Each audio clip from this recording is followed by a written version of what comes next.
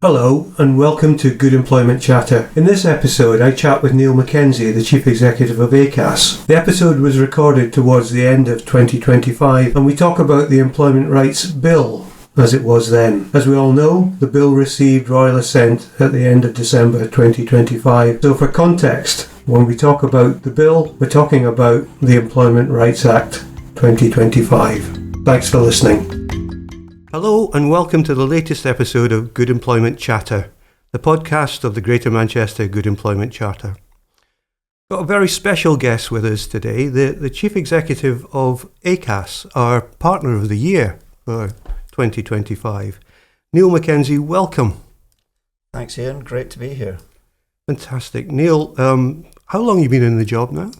5 months, so I think I can still say I'm new, but it's getting a bit borderline. Okay. And you came from a really interesting position, Trade Commissioner for the North America. Yes, that was a fun role. It was a 9-month stint promoting the UK and North America, Canada and the US, so trying to get the North Americans to invest in the UK and increase UK exports. So took up the post just as the general election in the UK was called. Obviously went through the American election campaign and left just as it was getting all a bit too spicy. So my successors had lots of fun dealing with Trump tariffs and so on. The job is principally focused with businesses. I don't know if you ever played rugby, Niall, but that sounds like a really good sidestep. Yes, well, I think it was also the best thing about the job was talking to American businesses, both in the US and Canada. And business people, in my experience, have good insight as to what they want in the economy and what they want politicians to do. And they were very clear what they wanted from the UK. They saw UK as a fantastic place to invest because of the skills of UK employees, the great legal framework we have, regulatory certainty.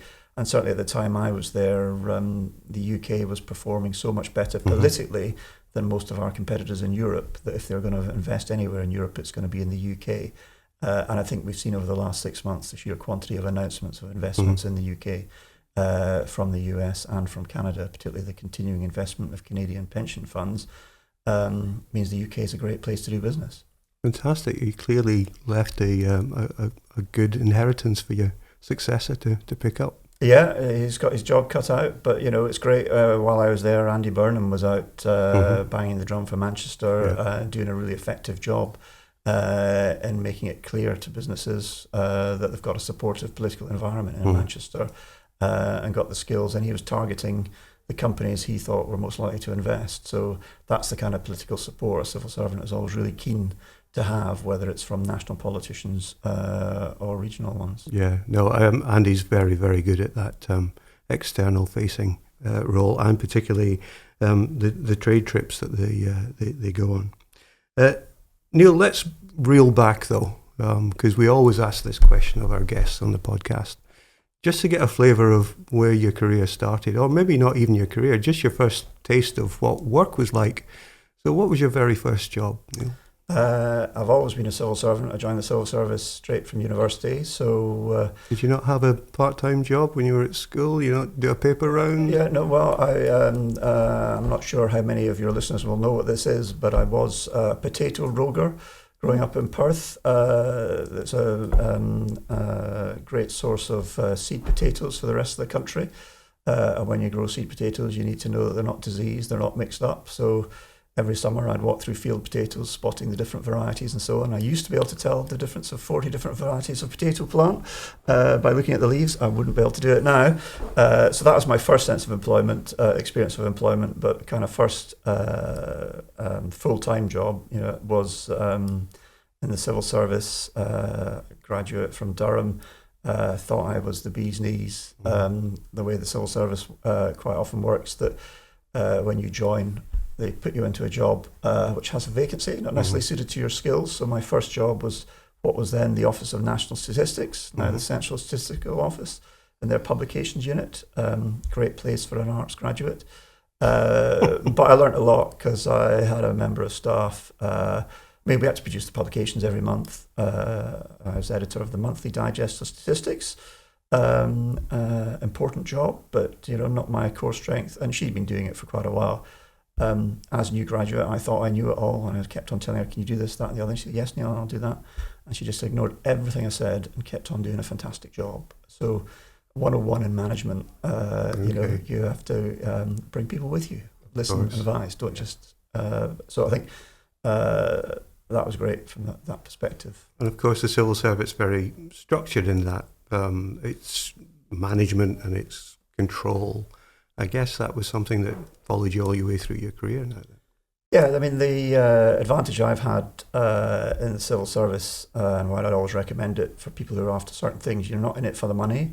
There's a purpose, but the intellectual challenge on a daily basis is fantastic. Perhaps not in that publications unit, but virtually every other job I've had since. So I've worked on really interesting things, introduction of digital television, sports policy, refinancing of Wembley Stadium project when Andy Burnham was a special advisor to Tessa Giles as Secretary of State. Whether we should bid for the Olympics or not, doing the cost-benefit analysis of that. Wow. Emissions trading policy in the EU. Lots of different jobs. I've enjoyed them all. So I think it's the getting out of bed every morning to make a difference and having some really difficult challenges. No, that's absolutely clear and evident, and will be really vital in the role that you're taking forward as well, Neil. But going back to the potatoes, because you can tell my accent, I'm from Scotland too, but I grew up in Dumfriesshire.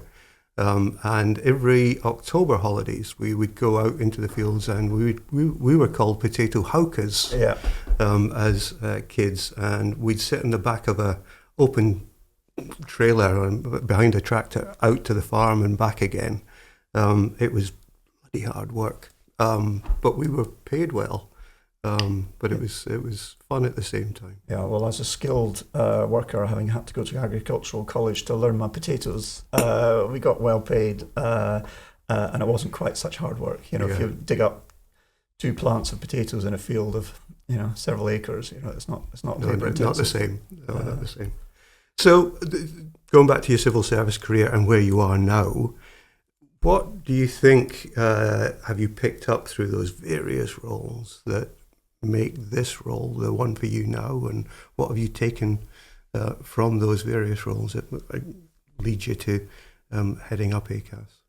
The main thing I've learned over the years, and I don't know whether this is just kind of experience, getting older and so on, it's the difference between management and leadership. When you're younger and more junior roles, you think you have to do everything. But particularly, I remember my first role as a director in the civil service when I was looking after steel policy and various 2014 to 20 when the steel industry wasn't doing particularly well. Again, I thought I had to do it all, and a colleague said, no, you just need to build the teams, get help from, and that's the kind of the vital thing that you learn, and that's the attraction of Acas.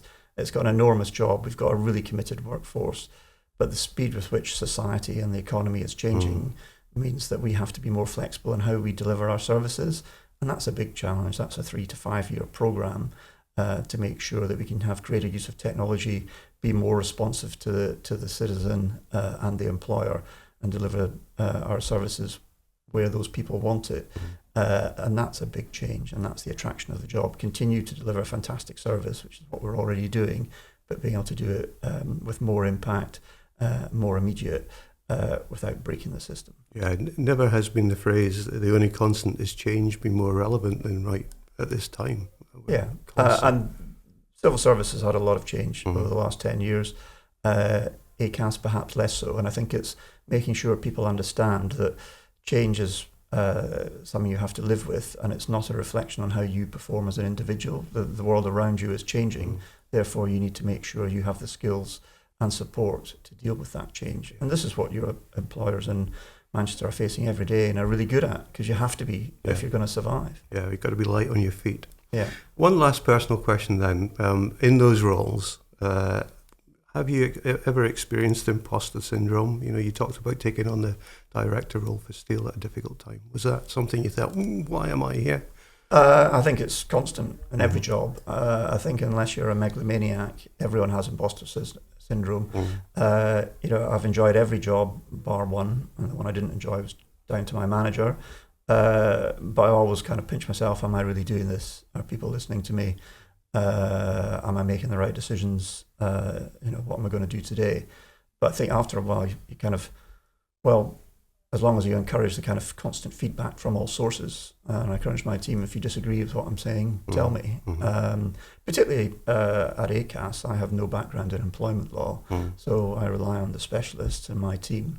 But it's about how we adapt, how we change, how I lead the organisation.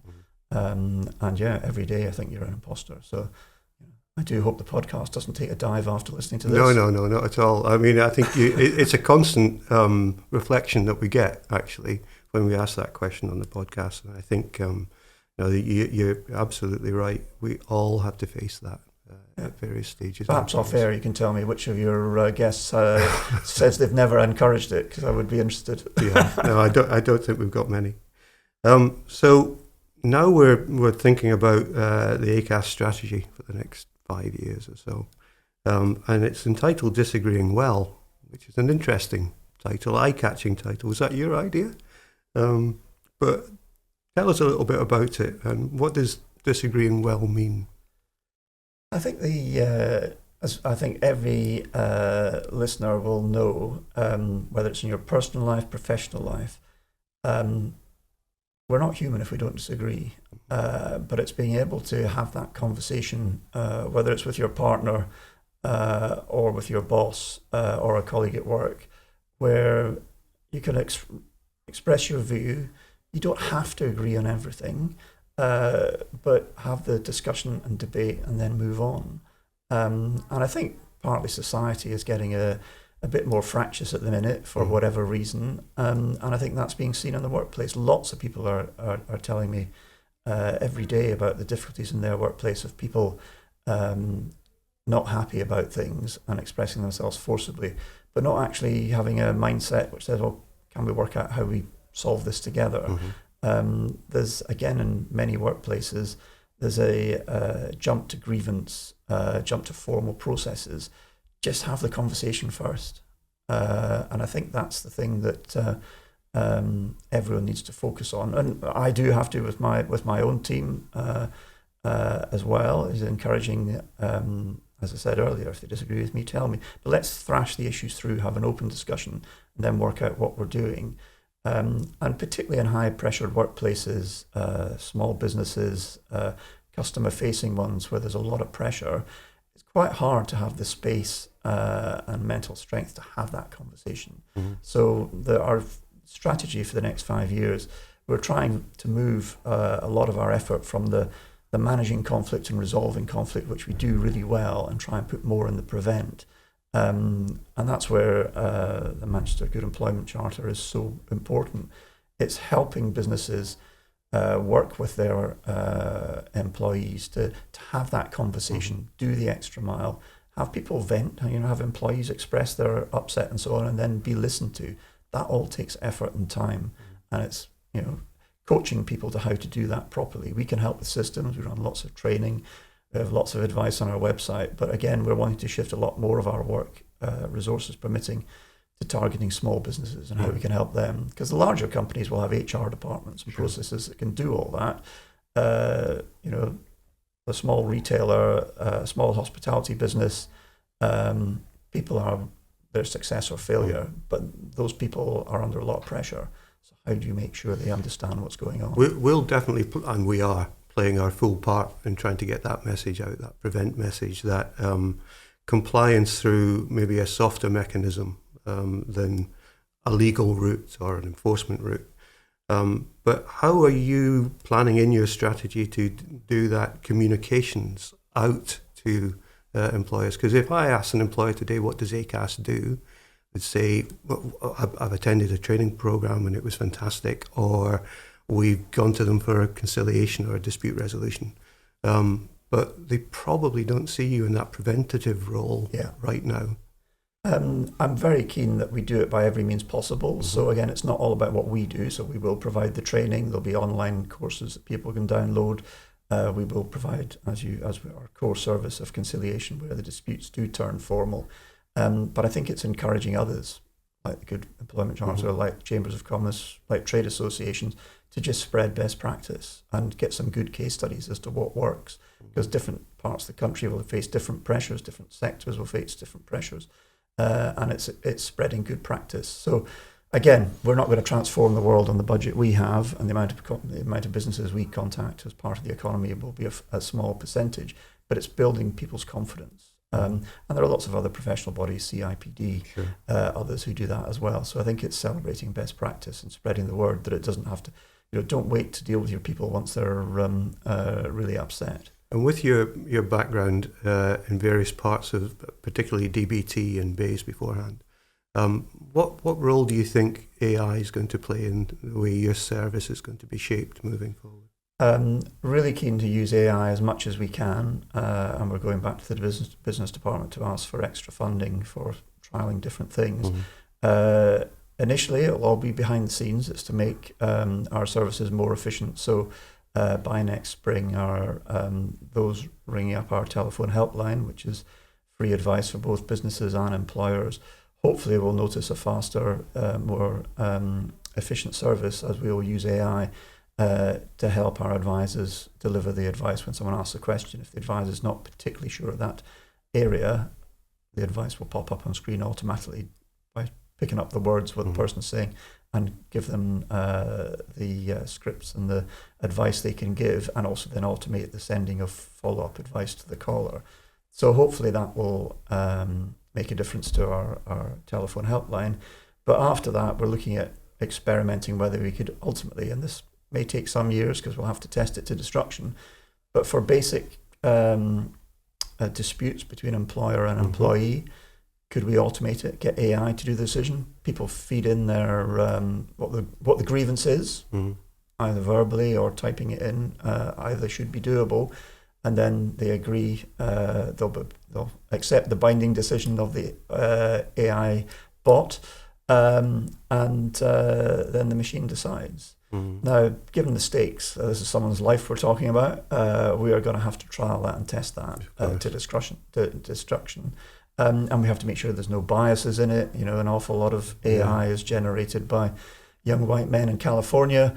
We need to make sure all of this. So we will do an awful lot of parallel running of the bot against the person and see how it performs. So ultimately, that would be great. But an awful lot of protection and of course. And if any of your listeners have got ideas as to how we could use AI, open to anything. So I think we want to trial things and then see what works. But I want to under-promise and over-deliver on this, because I'm a big fan of the Terminator films, but I want them to stay fiction.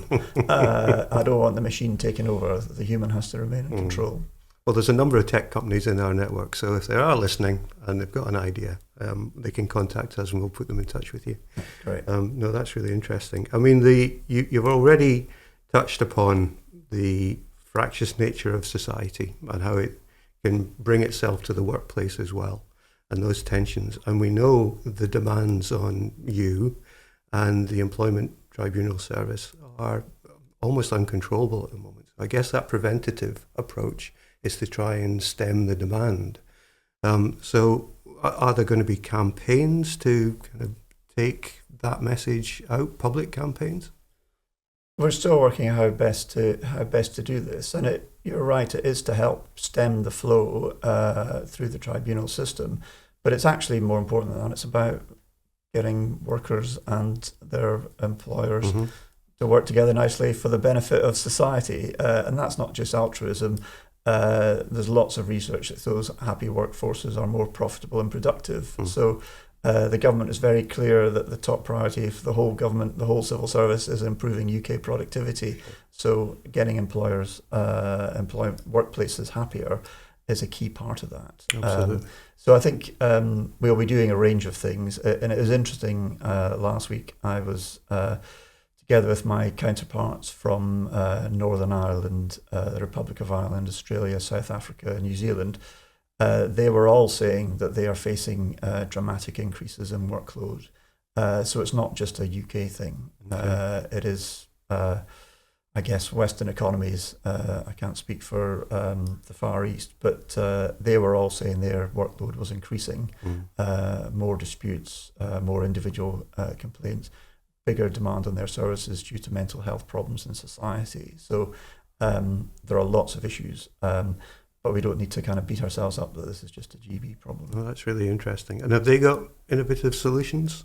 There's no silver bullet, unfortunately. Okay. I was hoping I might come up with that, but no. The Australians were showing us some of the great stuff they were doing on data management as an organisation, which I hope we will copy in due course. But no, I think because this is all human interaction. It's steady work. It's educating people. It's training people, giving people the confidence. Again, just speaking from my own experience, I'm sure I was a pretty rubbish manager when I first started. Well, I was in that first job, which I've already talked about. And it's learning how you help people to develop and gain skills and confidence. And then that should reduce the number of disputes. It doesn't rule them out because we always have differences, but I think there is no easy way. It's hard work, and we just need to give people the confidence to actually speak openly to each other.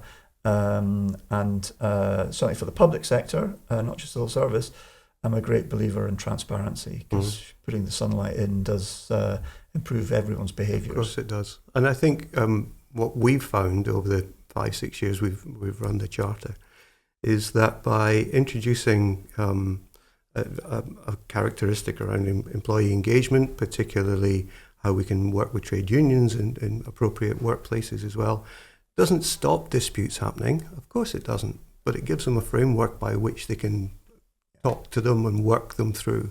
And that's been something that's been really powerful, I think, that we've managed to achieve in some sectors particularly. Of course, we're now at this point of transition where the Employment Rights Bill is coming quickly in parts, but then another 18 months before we see it fully in place. Now that's going to, I imagine, raise awareness of employment conditions in the workplace, potentially lead to more disputes and contention in the workplace. What are you, as Acas, preparing to support? How are you going to support employees and employers in facing the new rights that are coming in? Yes, I think the new rights are great. They should be good news for business because the most successful businesses are doing the right thing already, and it's making sure that those less scrupulous who are trying to exploit their workers will be stopped and bring the level of employee relations to the right level across the economy, but it will be bumpy for some. So some who are doing fantastic work and behaving completely appropriately at the moment but aren't regulated will now face this regulation. So I think it's overcoming that fear. So we'll be doing three things really. One is running a lot of training courses, a lot of advice. There's already material. One of the highest watched bits of our website at the moment is our video on the Employment Rights Bill. We're trying to kind of break it down, particularly for employers. So, this is what you need to start thinking about now. It's 2 years away, but 2 years is going to come very quickly when you're trying to run the business as well. So this is what you need to know. So, for example, one of the first training packages we're hoping to roll out is on working with trade unions, because one of the early next year, that will come into force once the bill has finished its parliamentary passage. It's still in Parliament. But the government said that next year they're going to bring in the trade union rights. That's April next year. Then. So April next year. Yeah. So it's explaining to businesses, we will be offering training, as I'm sure lots of other people will, and what this means for firms who are not used to that. And then more fundamentally, because it's a core part of our job, Acas has a wide range of codes of practice. Dispute resolution is dispute and grievance is one of them. So we'll need to update those to reflect the provisions in the bill. The Department for Business and Trade has its own codes and guidance it has to publish as well, and we're in daily contact with the department, giving them our views in private as to what our experience says. That because the key thing for me is that all of this has to be practicable for the employer. It's great to have some key principles in legislation, but the devil is in the details how the business makes this work, and that's where I see our role is helping government get it right, and then working with trade unions and businesses as to how the practical implementation of this works. Now, not everything will be perfect. I'm sure we'll make mistakes, and it's making sure there's a good feedback loop. So as the bill starts, as the Act starts having impact, we can measure that with the department and then say, well, can we just tweak this? We'll play a full role. We've already worked in previous changes to legislation around flexible work, for instance, where we've brought together businesses to feed into that code of practice development, that co-production of those code of practice, and we'll do that again. The Employment Rights Bill has given the Charter a bit of a challenge because most of it is the same as the current Charter. And we're been scratching our heads about, well, what next? Because Manchester's a place where Charterism, we know it. We know what it means. It's a movement. It has to be a movement. It has to constantly move forward. We can't rest on our laurels. So where do you think we could go next beyond what the minimum legal will be, the base will be? Yeah, it's difficult for you guys because I don't think there's much in the legislation that isn't what you're already doing, and that goes back to what I was saying earlier. It's bringing others up to the right kind of standard. And again, much of what's in the GB legislation reflects what Scottish and Welsh governments have been doing on a voluntary basis and now putting it into law, which is great. So I think, and there's a limit to how many people Acas can contact. So people like the Good Employment Charter here in Manchester, other organisations around the country, they are probably going to have as much, if not more, impact than we are because they're talking to the members every day. So I think from my perspective, the best thing you can do is increase your membership, get more people as they realise, God, this is difficult legislation I've got to get my head around because I'm not doing this. I'll go to the experts, they'll tell me how to do it. But then it's also just steadying the nerves, I think, of your members who are thinking, oh my God, this is a whole new wave of regulation. And you say, no, don't worry, guys, you're doing it already. And I think the peer learning is the key thing.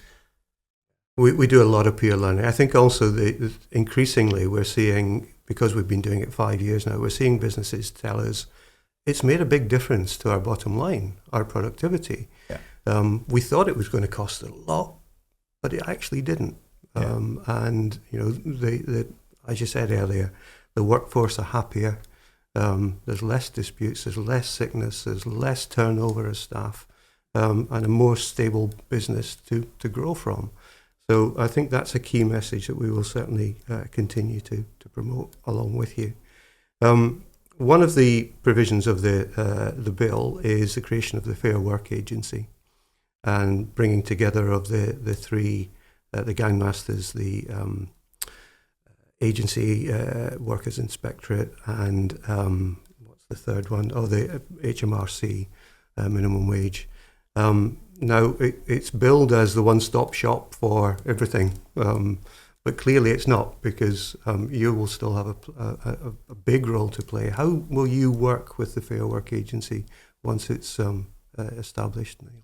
Yeah, it's early days yet. The government's yet to announce the chair of the process for the chief executive. It's all meant to go live in April. I've been in government long enough to know that bringing together three different organisations takes time.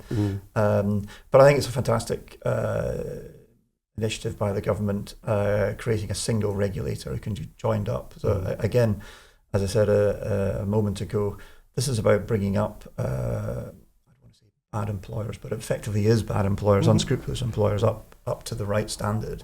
Having a regulator who's focused on the bad actors should mean that, well, I'd be surprised if any of your members ever have any dealings with the Fair Work Agency other than to shop the competition so they can send in. So I'm delighted that the focus on regulating is in one body, not spread around government. I'm probably even more delighted that Acas has not got a role in regulation. We're impartial. We don't side with employers, unions, or workers.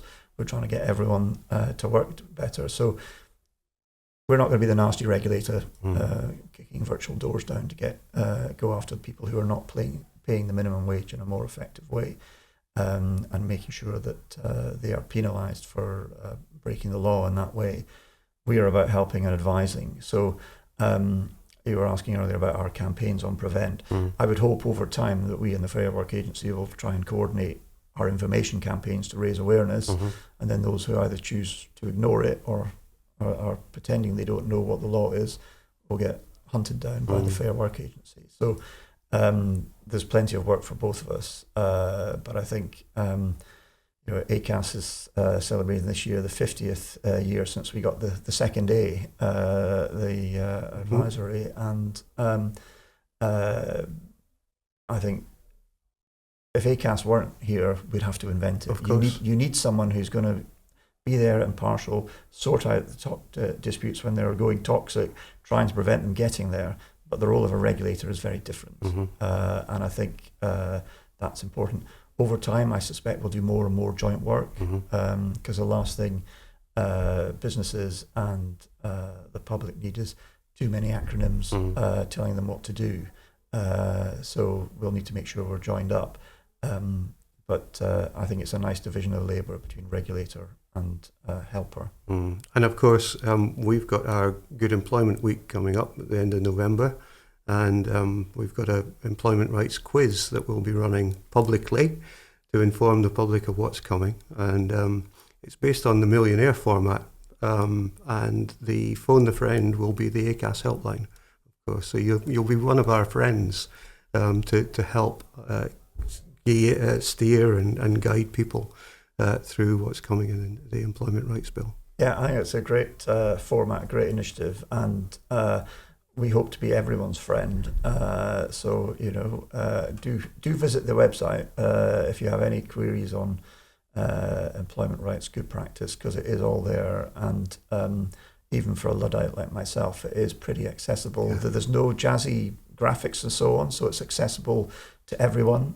We deliberately do that, so those who are using a pay-as-you-go mobile don't want to have to pay for lots of graphics, they just want the information. So we're very targeted in providing the information the simplest and easiest way. No, we promote your website hard through our comms and our website itself.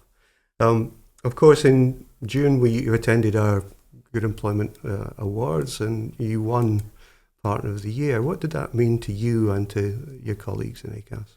Well, I think it was my something like 6th week, so it meant a lot to me. It was great, but nothing to do with me. But I think, and it's lovely to get good feedback. But I think what's more important is it shows that Acas can extend its influence and reach and spreading best practice through working with others. So we get an awful lot out of it. So it's fantastic to feel that you did as well. And I hope we will continue for many years to grow and expand together in the Northwest. I only wish there were more organisations like you cloned around the country, but it's quite understandable in different parts of the country where they face different financial pressures. Sure. It's not always possible. So it may well be that Acas spends more time outside Manchester, focusing areas where they need it, because you're doing such a fantastic job. No, there's certainly, we pull together a network of like-minded initiatives around the country, and I know Acas staff are always on their mind about how they can interact locally, so those connections have been made. So moving ahead and beyond maybe the current strategy, where do you see Acas going? As I said at the start, the key thing for me is that we kind of, as with all public services, are more flexible, delivered at a time and a place that the customer wants. I think the Prime Minister said at the start of the year he wanted the public sector all to be more AI enabled and customer centric, and that is our aim. It's going to take time, because we don't want to disrupt services. So we've got to work and test things. So over the next 5 years, we'll have more digital enabled services. Ultimately, we might actually have digital services that people can just interact online with to a great extent. More focused on small businesses so that they get the support they need. And increased awareness. I'd love to, Acas to be a household name, as it probably was in the 70s for not very good reasons, because of the state of industrial strife. But wouldn't it be great if people know that Acas can answer any of their employment questions.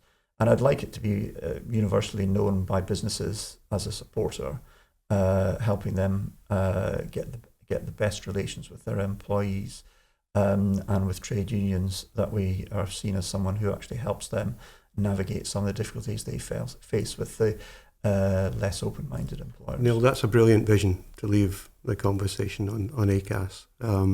And you rest assured that the Charter will be shoulder to shoulder with you in how you take the organisation forward, but more importantly, how we support employers and employees to achieve better workplaces and better work conditions. We always have one closing question, Niall, and it comes back personal one, really. So you've got half an hour, or maybe an hour, free in your diary, and you can go have a coffee with anyone past or present, a leader of perhaps it's inspired you. Who would it be? Yeah, that's a difficult one. I think it would probably have to be Nelson Mandela. Mm-hmm. I was very lucky in a previous job to be in South Africa for the Rugby World Cup, where the Springboks won and Mandela wore the Springbok cap. I would love to understand how he, as president, kind of led the country through the nightmare of making people work with each other and so on, and how he managed to do that. Because he clearly did a fantastic job. I mean, South African society is not perfect now, but the level of forgiveness and focusing on the important things for the future. One of my frequent sayings to family is look forward, don't look back. And he kind of epitomizes that. And so just how he did that with his strong personal credibility, I'd love to hear that. Wonderful. Niall, thanks very much for coming on to the podcast. It's been great to chat with you and to understand where Acas is going. Thanks very much indeed. Thanks very much for having me, and it's great to be back in Manchester. Brilliant.